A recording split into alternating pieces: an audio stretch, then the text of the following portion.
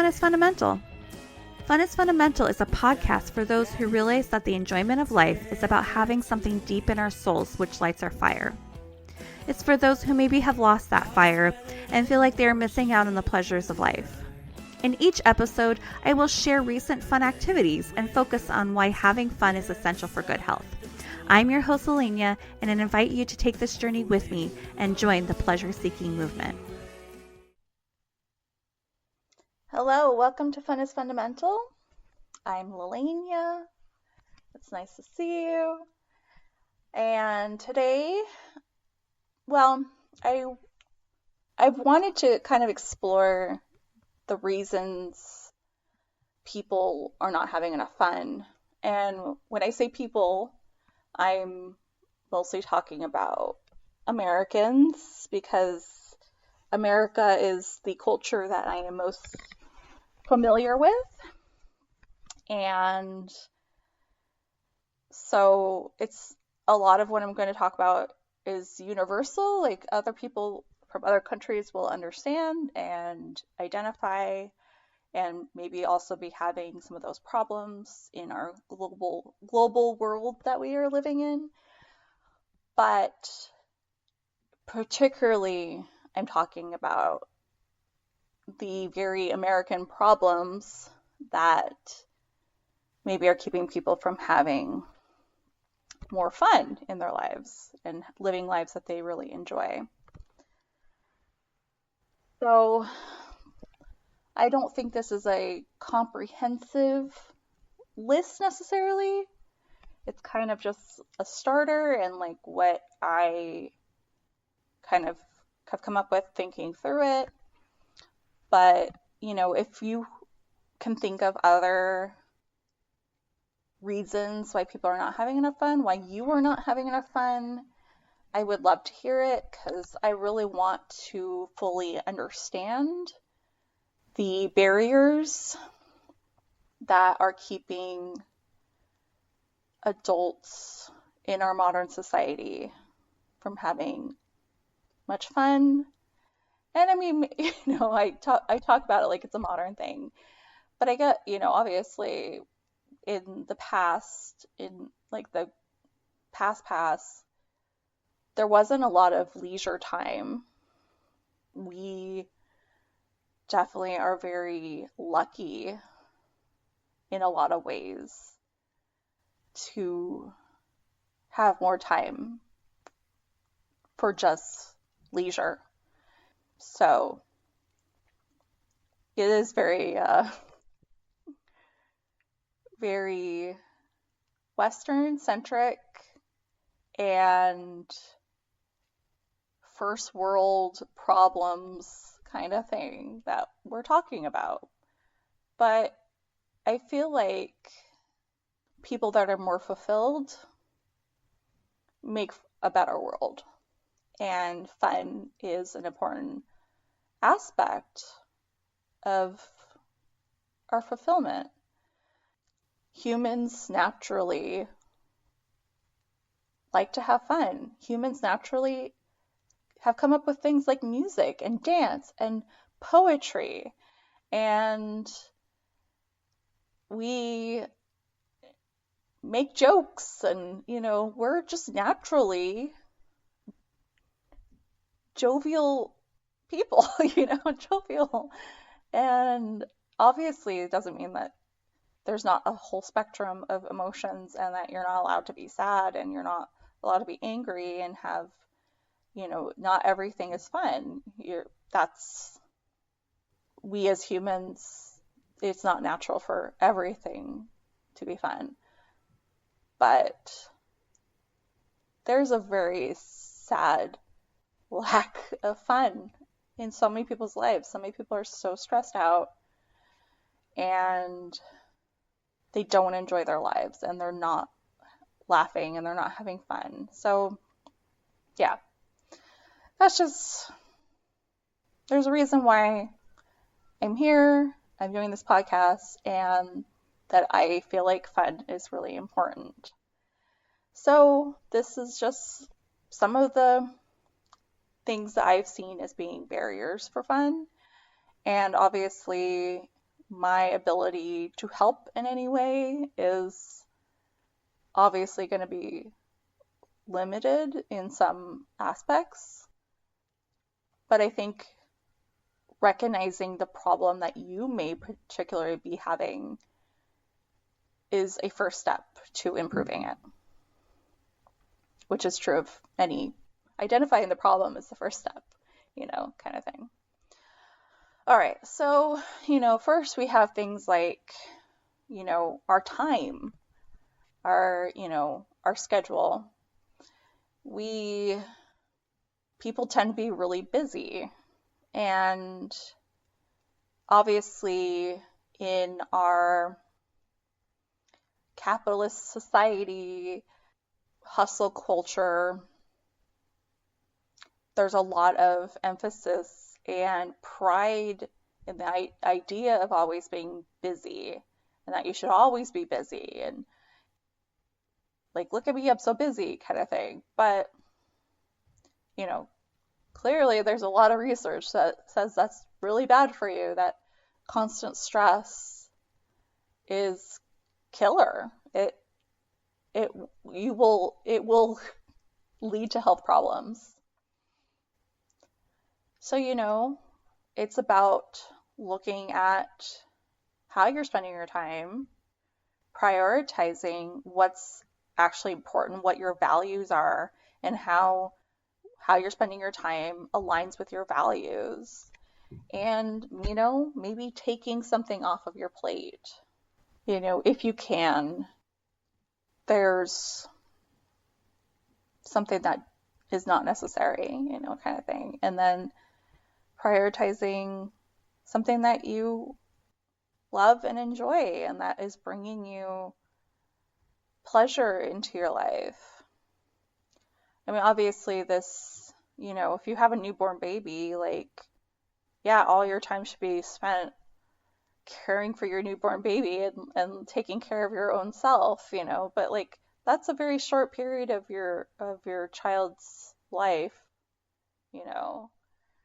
that's a very hard part, like it's not, obviously I'm not saying like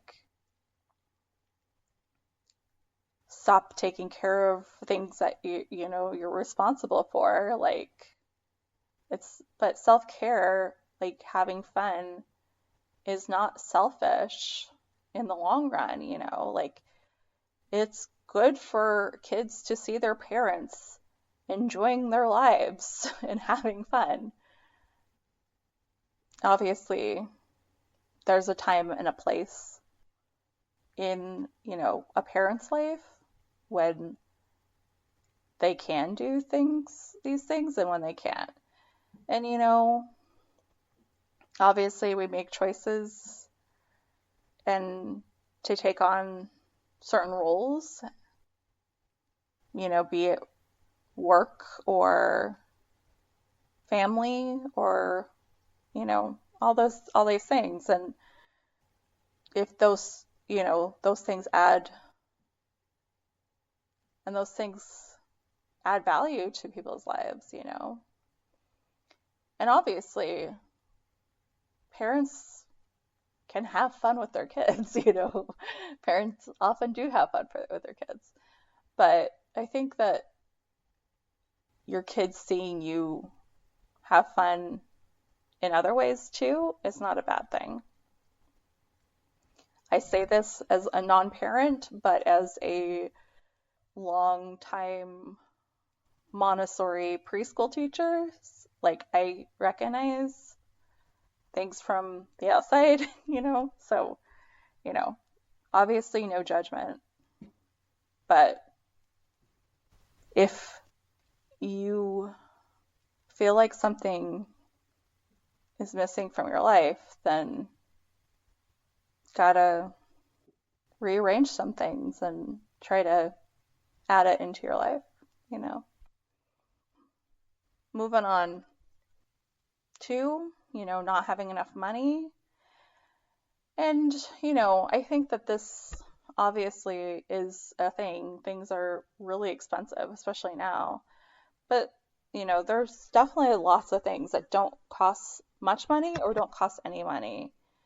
And that can be fun. So I think that getting creative, you can still have a lot of fun, even if you're on a budget, you know. Obviously, that doesn't, you know, if your idea of fun is like yachting, that's a very expensive hobby, you know.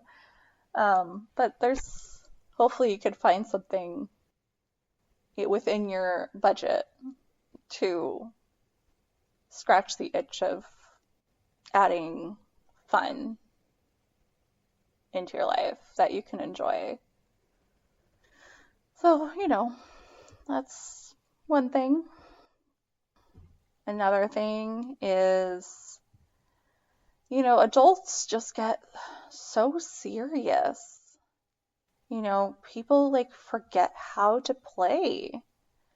And we have like this idea of like how you're supposed to act as an adult and you're not supposed to be silly and you're not supposed to do this or that and everything is work and not play, you know, and I feel like this is a really big problem for a lot of people that, you know, we just forget how to just like loosen the reins just a little bit, you know, to just lighten up a little bit. We just take everything so seriously. And, you know, once again, obviously, it doesn't mean like just forgetting about your responsibilities, you know. But I definitely feel like there's a balance that you can definitely be responsible and an adult and just and to be able to play, you know, to be able to just laugh. So, yeah, I think that is definitely a problem that a lot of people have. And I've had it, you know, especially like, you know, noticing it a lot when I was like with the kids and, you know, with my students and being like, God, I'm just so like serious, like, you know, sometimes. And it doesn't mean like I couldn't laugh at all, but, you know, I definitely didn't have like the same lightness and energy that the kids, you know, usually do, kind of thing. All right. Another thing is call this like the people pleasing, the thoughts of like, what will people think of me if I do this thing? Our perfectionism, these kind of things where, you know, it's like, if I don't do this exactly perfectly, then people are going to think I'm a failure. And oh, I don't want to do this because people would see me and oh, I'm too fat to do that or you know, all these kind of things where it's just like the thoughts, the worries of what people around you could possibly think. And sometimes it's not even like your friends, like, what will my friends think? It's like, what will this stranger that I'll never see again think of me? They're gonna think, what's wrong with this woman? And it's like, who cares? Does this like really affect you? Is this gonna be like something you'll think about for the rest of your life? Like, oh, I made a fool of myself in front of that stranger. I mean, unfortunately, sometimes it is. Like, how many people like look back and like they think about like the time where they thought someone was like waving at them and then they waved and they're like, oh, they're not waving at me, you know, and you're like, oh, I was such a fool. I mean, I definitely thought about that kind of stuff for like things like that for like years, you know. Now I don't remember them, you know, now that it's like farther away and I don't actually care as much. I have now forgotten those things, but I definitely would remember them for like quite a while. just like having those preconceived ideas of what society will think of you if you either one do this thing, period.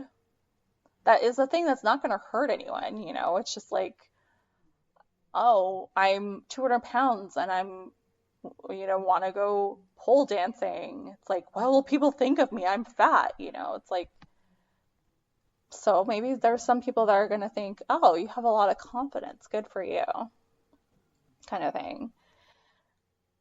Then there's the, well, I don't want to do this in front of other people until I'm actually good at it, kind of thing.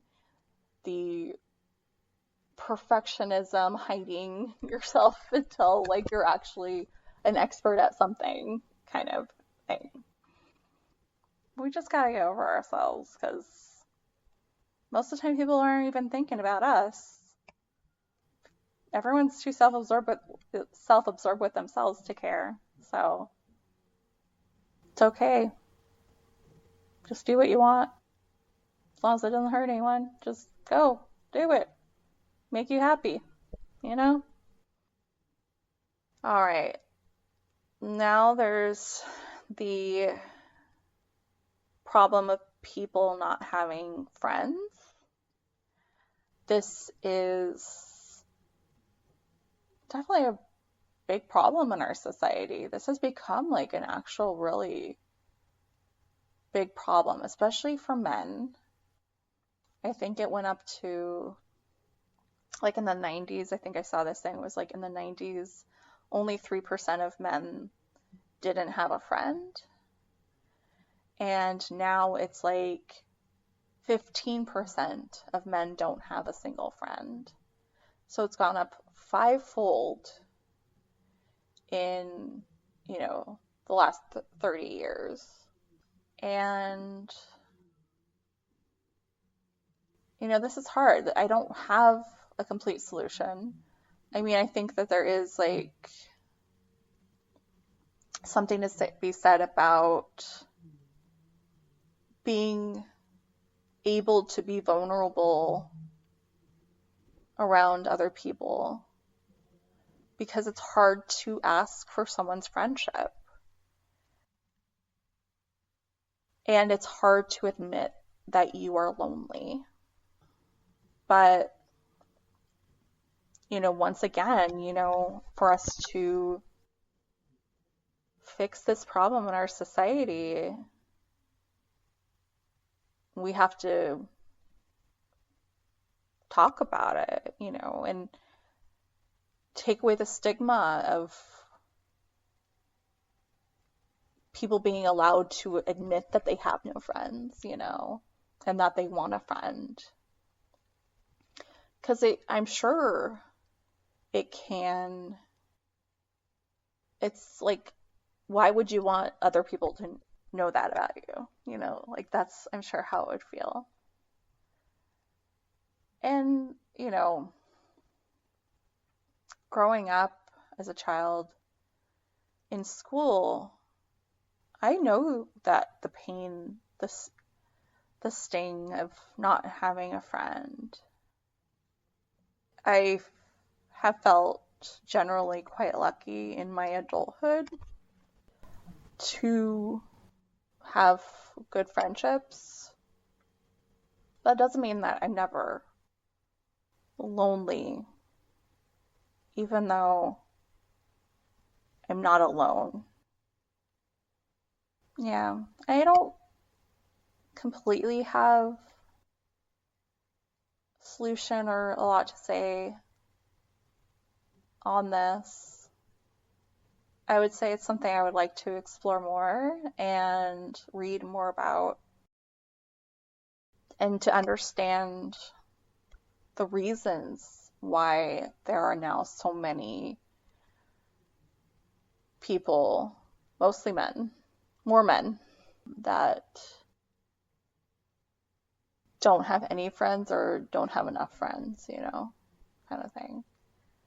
So, yeah, I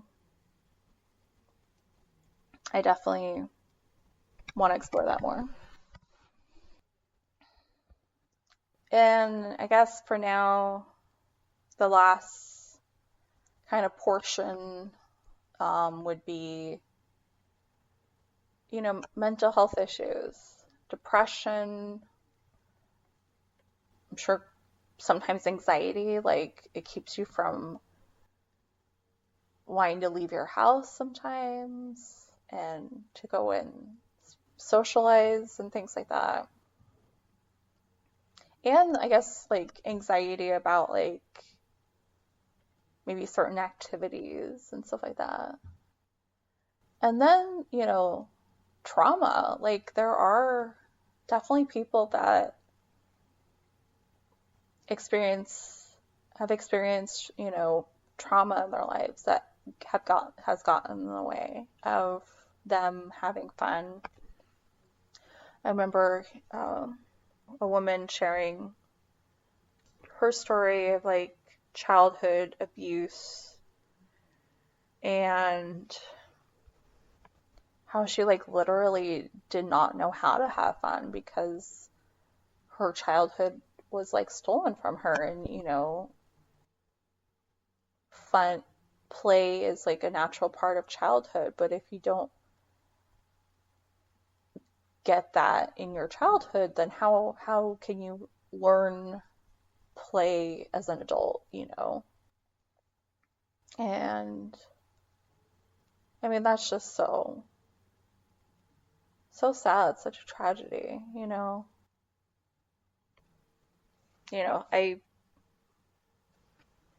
I'm sorry for anyone that has had that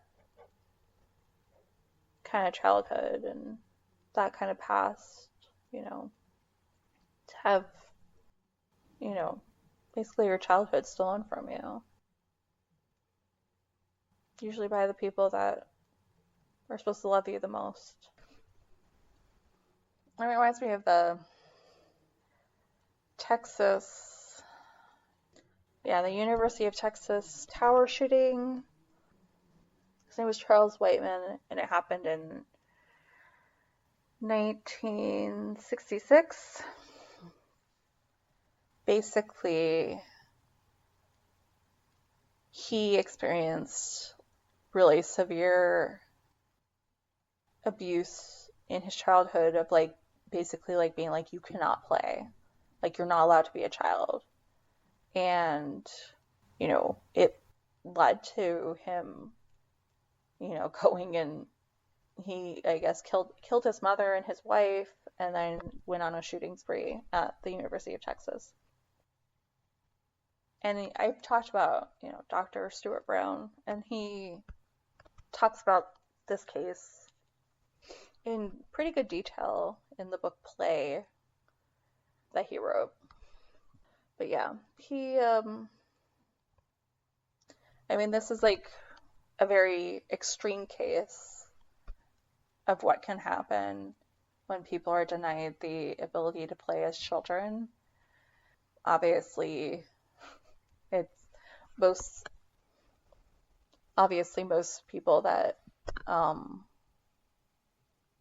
have experienced that react in different ways. But, one thing that you can definitely say is that as adults, they don't know how to play.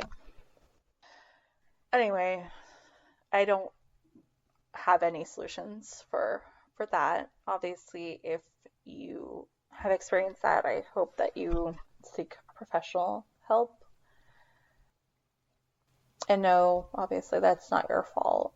And yeah, I'm sorry that you're hurting. Anyway, sorry, that's like such a downer to end on.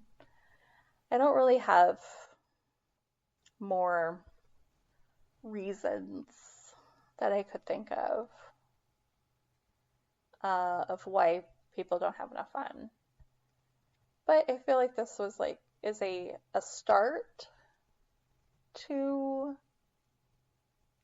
talking about it, like I said, if I missed something I would love to hear what I've missed. I would love to talk about it more and to learn more, because I'm completely amateur. It's just something that interests me. And,